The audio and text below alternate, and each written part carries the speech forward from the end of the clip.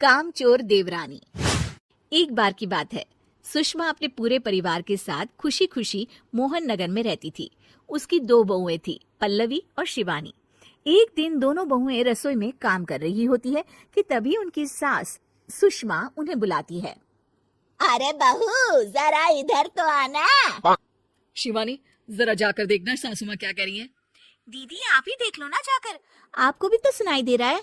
अरे मैं आटा गूंद रही हूँ ना, तुम चली जाओ। हाँ तो मैं भी तो सब्जी काट रही हूँ ना दीदी। अरे बहू, जल्दी आओ। ओह, ये तो जाएगी नहीं, मैं ही जाकर देखती हूँ कि क्या करना है। पल्लवी सुषमा के कमरे में जाती है।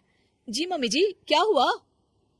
शाम को घर पर कुछ मेहमान आने वाले हैं, तो तुम अच्छा सा खाना बना लेना बहू।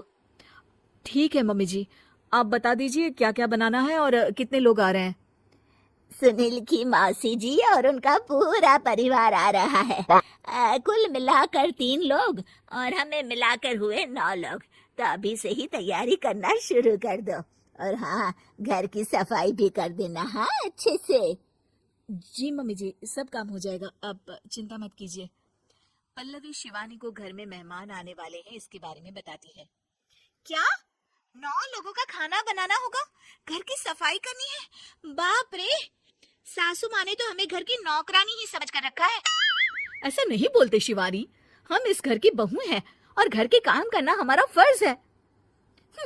दीदी तो है ही सासू माँ की चमची, जब देखो सासू माँ सासू माँ। मैं तो इतना सारा काम नहीं करने वाली। शिवानी कपड़े लेकर गमला साफ कर रही होती है और चक्कर आने का नाटक करने लगती है। मेरा सर चकरा रहा है। तभी वहां पल्लवी और सासू माँ जाते हैं।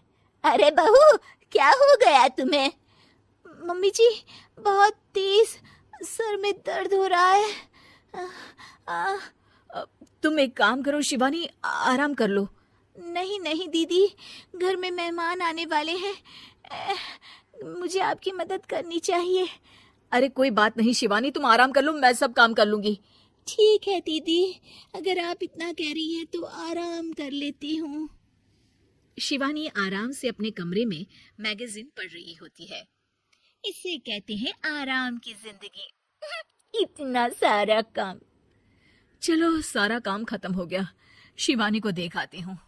शिवानी अपने कमरे में ईयरफोन में गाने सुनते सुनते सो जाती है और उसके साइड में मैगजीन भी रखी होती है। पल्लवी वहां आ जाती है और वो सब देखती है। ओहो, तो मतलब सब काम चोरी का बहाना था। अभी बताती हूँ इसको। घर का सारा काम मुझे करना पड़ा और ये महारानी यहाँ मैगजीन पढ़ रही है, गाने सुन रही है। पल्लवी रसोई से एक प्लेट और चम्मच लेकर आती है और शिवानी को थाली बजाकर उठाने लगती है। शिवानी अचानक से उठती है। उठ गई महारानी, गाने भी सुन लिए, मैगजीन भी पढ़ ली। तुम तो बहुत बड़ी झूठी निकली शिवानी। तुमने सर दर्द का बहाना बनाया ताकि काम करने से बच सको।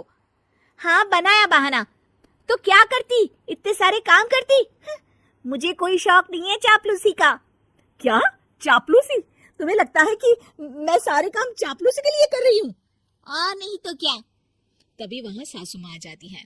अरे बहू, वो लोग बस आने ही वाले हैं, तुम तैयारियां कर लो। जी सासू माँ, तुझे तो मैं बाद में देखती हूँ। सब खाना खाने बैठते हैं और खाना शुरू करते हैं। तभी सुनील की मौसी बोलती है। वाह भाई वाह, खाना तो बहुत ही अच्छा बना है सुषमा जी, एक एक चीज में क्या स्वाद है। ये सुनकर शिवानी मुंह बना लेती है। उसे अपनी जेठानी की इतनी तारीफ रास नहीं आती। आपकी बहुएं तो बहुत ही अच्छा खाना बनाती हैं। हाँ, बनाती तो दोनों ही अच्छा है, पर आज ना ये सारा खाना बड़ी बहू ने बनाया है। छोटी बहू की तबीयत ठीक नहीं थी, सो इसलिए। मानना पड़ेगा सुषमा जी, आपकी बड़ी बहू तो बहुत ही गुणवान है। पल्लवी की तारीफ सुनकर शिवानी को जलन होती है। पल्लवी ये सुनकर खुश हो जाती है और शिवानी की तरफ देखकर उसे चिढ़ाती है। कुछ देर बाद मेहमानों के जाने का वक्त हो जाता है। मौसी जी सबके लिए उपहार लाई होती है। वो सबको शगुन के पैसे देती है और अंत में पल्लवी के पास आती है। तुम्हारे लिए शगुन का लिफाफा तो है ही, पर बहू तुम्हें एक और उपहार भी मिलेगा इतना अच्छा खाना बनाने के लिए। मौसी अपने सोने के कंगन निकालकर पल्लवी को पहना देती है। ये लो, ये मेरे मनपसंद कंगन है, अब से ये तुम्हारे हुए। धन्यवाद मौसी जी।